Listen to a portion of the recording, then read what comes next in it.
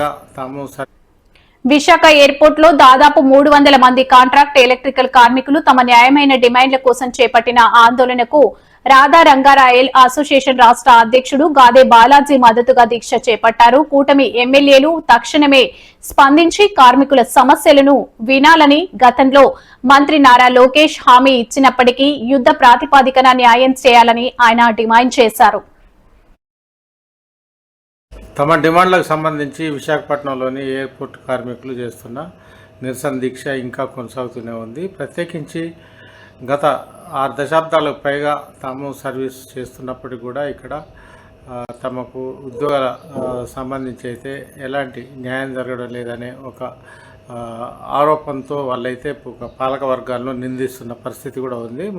గత ఎన్నికల్లో కూడా అధికారంలో వచ్చిన ప్రభుత్వం కూడా కొన్ని ఇచ్చిన హామీలు కూడా అమలు కాకపోవడం కూడా ఈ తాజా విమర్శలకు కూడా దారితీస్తుందని కూడా చెప్పవచ్చు. ప్రత్యేకించి ఉద్యోగాల రెగ్యులరైజేషన్ కావచ్చు, అదేవిధంగా వేతనాలను రిలీజ్ చేయడం కానీ, బకాయిల్ని ఇవ్వడం కానీ వంటి అనేక ఉద్యోగ భద్రతకు సంబంధించి అయితే ప్రత్యేకంగా పాత ఎయిర్పోర్ట్ కార్మికులు అయితే ఉద్యమ బాటను ఎంచుకోవడం జరిగింది.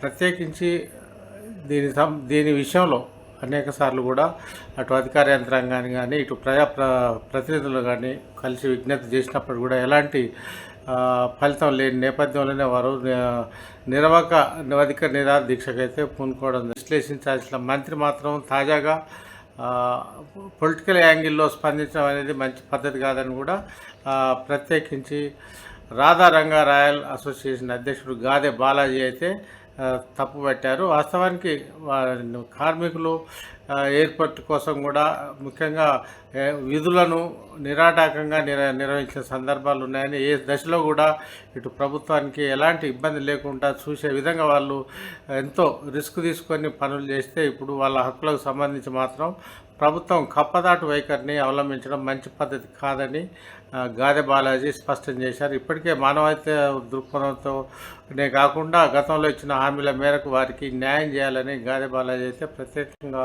కూటమి ప్రభుత్వాన్ని డిమాండ్ చేశారు. ఈ విషయంలో అనేక సార్లు ముఖ్యంగా ఓట్ల సమయంలో వచ్చిన ఇటు ఎమ్మెల్యేలు కావచ్చు, ప్రజాప్రతినిధులు కావచ్చు, వివిధ పార్టీల వారు ఈసారి మాత్రం ప్రతినిధులు చొరవ తీసుకొని ఈ విషయంలో పాత ఎయిర్పోర్ట్ కార్మికుల సమస్యలు పరిష్కరించడంలో కృషి చేయాల్సిన అవసరం ఎంతైనా ఉందని గాదే బాలాజీ ఈ సందర్భంగా అయితే ప్రకటించడం జరిగింది.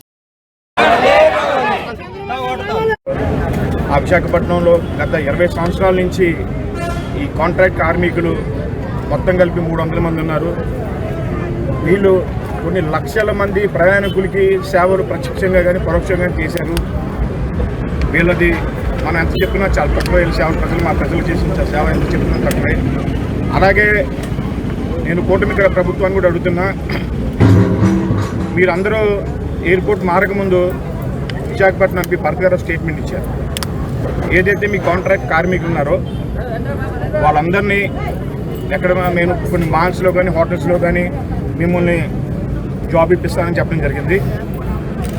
వీళ్ళు అంత మంచి వాళ్ళు అంటే ఎయిర్పోర్ట్ నడుస్తున్నప్పుడు ధర్నా చేయకోకుండా, ధర్నా చేస్తే ఎక్కడ ప్రజలు ఇబ్బంది పడతారని చెప్పేసి కనీసం ధర్నా కూడా చేయకోకుండా ఎయిర్పోర్ట్ తరలి వెళ్ళినాక ఎంపీ భరత్ గారిని కలిస్తే అమ్మ మీ వయసు అంతా అని అడిగాడంట. నా వయసు 45 సంవత్సరాలు అంటే మీరు అన్ఫిట్ అమ్మ ఉద్యోగాలకి మీరు ఏమన్నా చూసుకుంటామా ఎక్కువమని చెప్పారు. అది ఎంతవరకు న్యాయం ఎంపీ భరత్ గారు నేను అడుగుతున్నాను. రెండోది, వీళ్ళు ప్రతి ఎమ్మెల్యే మిట్టెక్కారు, దిగారు, ఏడుపులతోటి చెప్పుకొని వచ్చారు, కట్టకొండ గారు కలిశారు, కనీసం ఎవరు స్పందించరా. అదేవిధంగా నారా లోకేష్ గారు వచ్చారంటే నా పేరెంట్ మీకు తెలుసమ్మా అని అడిగారంట. లోకేష్ గారు అదంటే సార్ లోకేష్ గారు నారా చంద్రబాబు నాయుడు గారు తమ పుత్రుడుగా అన్నారంటే మీకు మాట ఇస్తున్నానక్క, మీకు న్యాయం చేస్తాను, మీకు ఉద్యోగాలు చేస్తాను.